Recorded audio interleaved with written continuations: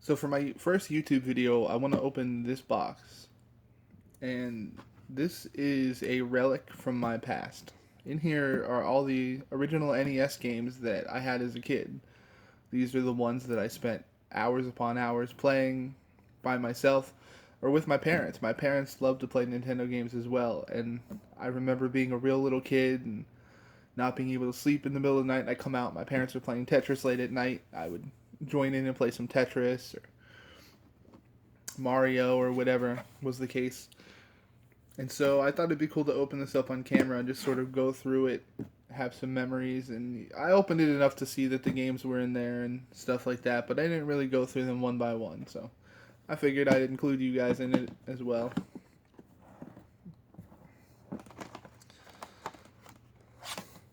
Well, here it is. This is the game that all the kids are still talking about right now. It's bigger now than it ever has been. And this is the original. That's right. It's John Elway's quarterback. I I really don't know why we have this game. I don't really remember playing it as a kid. And we weren't really sports fans or anything. Like, my dad liked football and stuff enough, but we weren't like fanatics necessarily. But anyway, we have it. Now, not a lot has to be said about Super Mario Bros. 3. I mean, this is a pretty memorable, legendary game.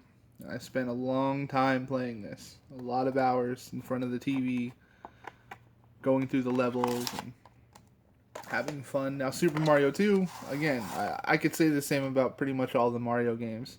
Spent a lot of time playing them. I really enjoyed them. It wasn't until later in life that I found out that this was sort of a rebranding or reskinning of a game called Doki Doki Panic. And I guess the story goes something like the original Super Mario 2 was too difficult, or thought to be too difficult, for the US. And so in the US, this is what we got.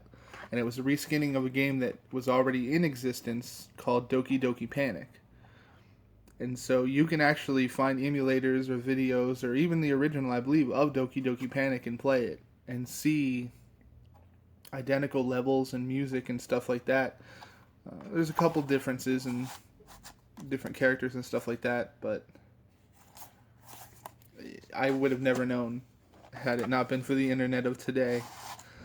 This is one of the earliest games I remember playing. We owned the split Duck Hunt and Mario Brothers game, and we had the laser gun or whatever it was called for the NES and played Duck Hunt. But really, the star of this was, Mario Brothers, or Super Mario Brothers to be specific, because I think there was a Mario Brothers on Atari actually before Nintendo. I could be wrong about that. Now, Bucky O'Hare. This is the game that made me a platforming gamer, to be honest. This is where my skills were honed. And I know a lot of people talk about Battletoads and stuff like that, and I don't think I owned Battletoads. I'm not sure, though. But this was a difficult game with great music, and it was satisfying to play. I never read any of the comics. I had no idea who Bucky O'Hare was when I was a kid. But I had this game, and it's one of my favorite games for the NES. Even still, looking back, I would love to play this again, and I may just have to do that. This is Mickey Mouse Capades. I don't really remember playing this game. I mean, I know I did, but no time dedication like to Mario and stuff like that. So I don't really have a lot to say about that, or really Muppet Adventure. So it says Chaos at the Carnival. I don't know if there was different Muppet games, but that's another one I don't really recall that much.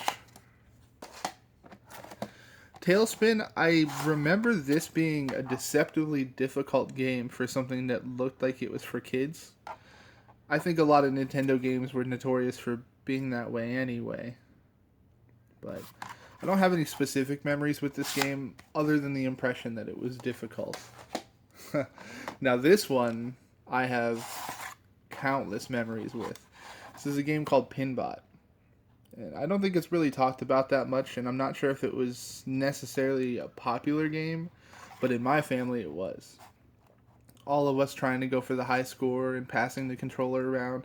The sounds of this game are forever just burned into my brain. So this was a fantastic game, and it brings back memories. The title screen alone, that song. Tetris. This is Tetris 2, which I always loved Tetris, but I don't really remember playing Tetris 2 specifically. I know I did, but I don't remember what makes this that much different from the original Tetris. So again, I'm going through all these games without any like research or anything, so I'm sure there's something that really makes it worth this over the first Tetris if you owned it. They got to make it worth buying. Now, this is a game called Arch Rivals. This I played with my dad a lot. We weren't basketball fans or anything like that, but this was just a really fun game to play. It was like 2 versus 2, and you could punch the other person and steal the ball. And I remember once I found out the strategy of if you're on their side of the court and you get the ball, or really anywhere and you get the ball, just shoot it at your basket. And if you miss, it bounces off and you grab it. You'll probably miss, but it gets it on your side of the court. And for me, that little tidbit was a game changer. So, a lot of heated head-to-heads against my dad in this game. It was a ton of fun. Now, this next one, before pulling it out, I already know what it is, because this was one of the most memorable games of my childhood. And it's quite possibly a game that you haven't heard of before. I've not met somebody else that has ever heard of this game in person. And it wasn't until I looked it up on YouTube and I saw that Mike and James from Cinemassacre, which you would know from the Angry Video Game Nerd series, they did a Mike and James Monday, I think is the series is called. And this game is called Crazy Creatures. And Crazy Creatures is like a third-party, unlicensed, or I forget what they call these type of games. But it's a different looking cartridge slightly. You know, you can see that it's just a different shape. You know, it's got the press here little logo and stuff like that. Basically what this was a puzzle type of game where each map would be slightly different pattern, and these different animal and alien shapes would fly onto the screen, and you would have to quickly match them because more and more were flying on the screen. So you had to match them in time to make room for more until the clock counted down. Then you tried to match it and there were scores and stuff. And I know it sounds pretty basic, and I guess in essence it was, but it was a lot of fun, and tension gets high as you're running out of space and the clock's counting down. And it was just a lot of fun for me and my family. We played this game a ton. And I'm really excited to see this, actually. I remember that the reason I knew what this was before I pulled it out is because I remember this box here. It's the only one that had this. And, you know, sometimes a certain game just resonates with you, and this was one of them for me as a kid. This is Capcom Chip and Dale Rescue Rangers. And I remember I played that quite a bit. I don't remember any specific moments or anything, but we're going back a long, long time for me, at least. You know, I'm in my 30s now, so when I played these as a kid, it all just kind of blurs together. Kirby's Adventure, rather.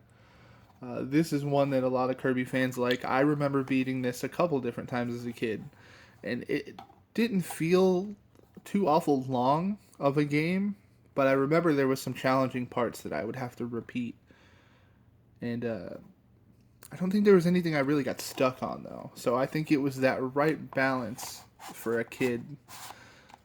Not that games for kids can't be really challenging, but sometimes I'm sure we've all encountered those games where you're just grinding away and you're like, what are they doing? How did they come up with this and think it was okay? For whatever reason, I have a second copy. I'm not sure what the story is on that. I don't know why we had a second copy, but apparently we did. So there's that. Dr. Mario. This was a game my mom and I really played a lot together. Playing against her head to head pretty quickly, I was able to get the upper hand, so I thought. And while I was at school, on her days off of work or taking care of the house or whatever. In between, she was practicing. And I remember coming back, and one day, that was it. Wiped the floor with me in this game. So it was kind of this back and forth over time of like she would beat me a lot and I would beat her a lot, but still, it was just a family video game memory, just like Arch Rivals was and Pinbot and Crazy Creatures. It's really cool to look through this box, honestly, because I'm remembering like holding these tapes, little me, like a young me that I wouldn't recognize now, really, holding these games and, I mean, creating who I am today in some kind of way at least. Star Tropics. Now this is a game I really didn't play that much. I felt like it was complicated when I was a kid. I'm not sure if it really was, but I just didn't get into it, I guess. But my mom did. And my mom beat this game. She was determined. She would have things written down on napkins by the coffee table where we played, and she put some time into this and she beat it. So, and she still talks about it to this day, actually. Every now and then Star Tropics gets brought up and she goes, "Oh, that was that game you had to talk to everybody. You remember I beat it?" I remember. And this is the cartridge that was beat. And I'm sure her save's still on here if it was a saving type of game. Maybe it was a password game. I'm not sure, but Star Tropics. Now this one people laugh at. I believe they still would have sort of an idea of cheapness because it was based on the Noid from Domino's Pizza. But it is a Capcom game, and it was a lot of fun. I'll be honest, I remember this one, and I remember the first level because I would die a lot, and I repeated it a lot, but it was a lot of fun having to jump from dock to dock, and the water's rising up, and collecting scrolls and stuff like that. So if you haven't had a chance to play this, I actually would recommend it. I know it seems a little cheesy because it's kind of a promotional thing, but there was a time when sometimes promotional or advertisement things weren't that bad. And I'm willing to say that the Cool Spot game for Sega Genesis was also worth your time. And it wasn't just some cheap little thrown together thing. I mean, maybe in some ways it was, but it had its own charm and it was actually a lot of fun. And so was this game. So I would say give it a shot if you ever get a chance, or, you know, download an emulator if that's your kind of thing. The original Tetris. So this I do remember playing quite a bit. And I think anybody that had a NES back in the day probably had this game. I think it might have been bundled with it at one time. Or I might be thinking of the Game Boy, actually. Maybe it was bundled with Game Boy. But either way, this is the beginning. This is the legendary Tetris. And it's still a franchise that continues today. Now, if you look here at the bottom, from Russia with fun. So not love, but from Russia with fun. So thank you, Russia, for this, because you helped me spend some hours in a good way when I was a kid. Next is Batman from Sunsoft. I remember this being a hard game too. Now, I like Batman enough, but I'm not like a crazy fan. So I think this was just one of those games that looked appealing.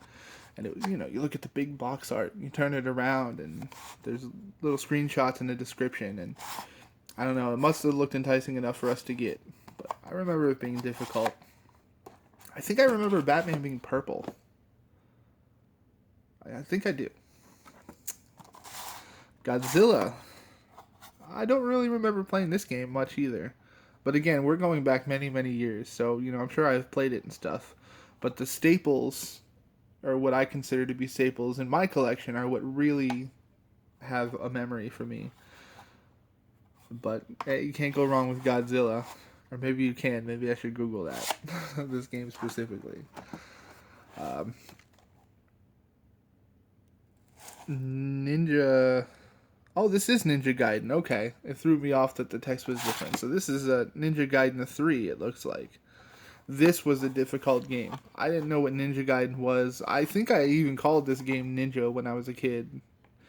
And Roman numerals at that time weren't even a thing that I thought was anything. For all I knew, this was a silver building or something. But anyway, Ninja Gaiden, a lot of people have a good memory of, even going up into the Xbox days of Ninja Gaiden, Ninja Gaiden Black, and all that. So that was a lot of fun. A lot of frustration though. I think this is one of those games that I would play, I would die, I'd pull it out and put in something that I was more familiar with out of frustration. So Ninja Gaiden 3. I guess I could have looked at this when I was a kid. Go figure. DuckTales. And I believe a lot of you are probably singing and humming the theme song right now. But this was a fun game. Again, challenging, but it had a certain charm to it that I really enjoyed. Capcom. I didn't realize how many games Capcom made for the Nintendo, I guess. Because I've seen a few that I didn't point out specifically were Capcom, but as we're going on, Capcom made Yo Noid that I showed you earlier. Snake Rattle and Roll. It's like a 3D platforming game, and you were a snake head.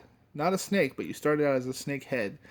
And you had to eat different things that would grow your tail and make you weigh more. And at the end of the level, you would have to get on a scale and weigh at least a certain amount before the door would open.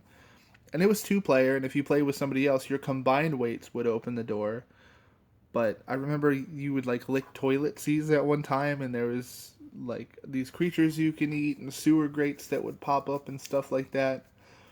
But it was a 3D platformer, and saying that with an NES game, an original Nintendo game, is strange because when you think of the NES, you probably don't think of a 3D situation.